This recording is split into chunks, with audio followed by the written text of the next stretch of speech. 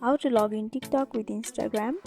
So let's see in this video. Before moving forward, make sure to like this video and subscribe our channel. So let's begin. First of all, you need to open TikTok application on your device. After opening up, you'll be able to see the home page of TikTok. So in order to log in, you have to go for the profile option in the right bottom corner. From over here, you have to go for sign up. After that, you'll be able to see the various options for signing up. Among them, you have to go for already have an account login option in the bottom.